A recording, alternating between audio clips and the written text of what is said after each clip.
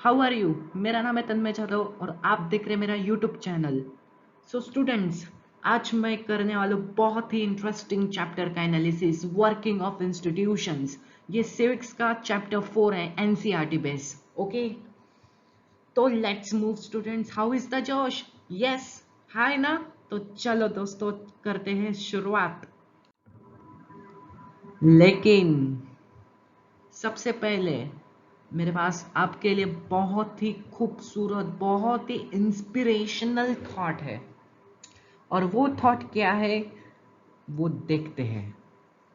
अगर तुम उस वक्त मुस्कुरा सकते हो जब तुम पूरी तरह टूट चुके हो, तो यकीन कर लो कि दुनिया में तुम्हें कोई तोड़ नहीं सकता। Yes students, this is a great message giving thought. अगर तुम उस वक्त मुस्कुरा सकते हो जब तुम पूरी तरह टूट चुके हो, means you are not having any last ride of destruction. Means तुम्हें सब लोग कहते हैं, अरे क्या लड़का है यार, ये क्या आता है, कुछ नहीं आता, ये ऐसा ही निकम्मा लड़का है, ये कुछ नहीं आता इसे। लेकिन अगर तुम उस वक्त भी मुस्कुरा सकते हो, तो यकीन कर लो, बिलीव मी डियर स्टूडेंट्स, कि तुम्हें कभी भी कोई भी तोड़ नहीं सकता। No one will dare to break you. Okay, तो विथ दिस पॉजिटिव थॉट्स, तो आज का लेसन शुरू करते हैं दोस्तों। वर्किंग ऑफ इंस्टीट्यूशंस, ये रहा आपके सामने ओवरव्यू। यानी इस लेसन में हम क्या क्या देखने वाले हैं, ये इसका सिर्फ ट्रेलर है।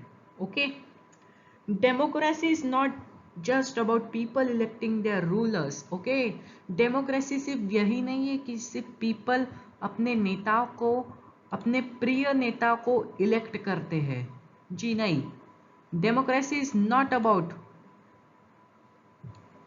people electing their rulers. In a democracy, the rulers have to follow some rules and procedures. Yes, democracy, democracy में जो रूलर्स इलेक्ट हुए हैं पीपल्स के द्वारा, उनको कुछ रूल्स, रेगुलेशंस और प्रोसीजर्स फॉलो करने पड़ते हैं। Okay, they have to work with and within institutions. उनको इंस्टीट्यूशंस में काम करना पड़ता है स्टूडेंट्स। इंस्टीट्यूशंस, इंस्टीट्यूशंस क्या है यहाँ पे? इस इंस्टीट्यूशंस में ये जो बड़े बड़े डिसीजंस लेते हैं ना स्टूडेंट्स, वर्किंग ऑफ इंस्टीट्यूशन, यही तो हमारे चैप्टर का नाम है। इस लेसन में आज हम देखने वाले हैं कि कैसे जो इंस्टीट्यूशंस काम करते हैं, किस तरीके से वो काम करते हैं, ये सब इस चैप्टर में हम देखने वाले हैं।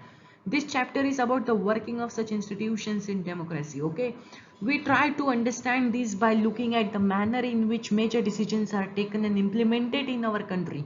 ये लेसन में कुछ एग्जाम्पल्स है, कुछ सिचुएशंस है, हमें गिवन है कि किस तरीके से हमें कुछ गवर्नमेंट के सामने सिचुएशन आई है और गवर्नमेंट ने कैसे उस सिचुएशन को हैंडल किया, how they proceeded that situations, किस किस इंस्टीट्यूशन ने क्या क्या काम किया, ये सब इस लेसन में है।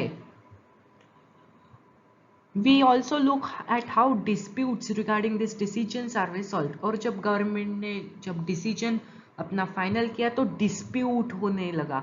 मीन्स डिस्प्यूट मीन्स आर्ग्यूमेंट्स किए, पीपल, जनता को पसंद नहीं आए गवर्नमेंट के डिसीजंस, तो फिर गवर्नमेंट ने कैसे उन आर्ग्यूमेंट्स को अच्छी तरीके से रिसॉल्व किया, यानी वापस से सॉल्व किया। In this process we come across three main institutions that play a key role in major decisions, और इन तीन का नाम है एलईजे, legislature, executive and judiciary.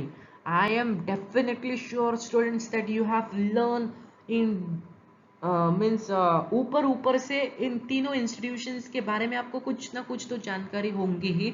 आपने ये सब क्लास 8 में पढ़ा है, ये मैं मान के चल रहा हूँ। You have already read something about these institutions in earlier classes. Here we shall quickly summarize those and move on to asking larger questions. In the case of each institutions, we ask, what does this institution do? how is this institution connected to other institutions, what makes it functioning more or less democratic. ये सभी question के answer आपको इस chapter में जरूर मिलने वाले students. The basic objective here is to understand how all these institutions together carry on the work of government. Sometimes we compare this with similar institutions in our democracy. In this chapter, we take our examples from the working of the national level government called central government, union government, or just government of India. While reading this chapter, you can think of and discuss examples from the working of the government in your state. Yes, अगर आपको कुछ भी अगर समझ में नहीं आया तो आप सीधा मुझसे कांटेक्ट कर सकते हैं, मैं आपको समझाऊंगा अगर कौन सा भी टॉपिक अगर आपको समझ में नहीं आया. तो ये सिर्फ स्टार्टिंग है, यानी कि ये सिर्फ ट्रेलर है स्टूडेंट्स, पिक्चर अभी बाकी है, पिक्चर एनिमेशन अभी बाकी है. तो थैंक यू स्टूडेंट्स. ये सिर्फ लेसन था, ओके.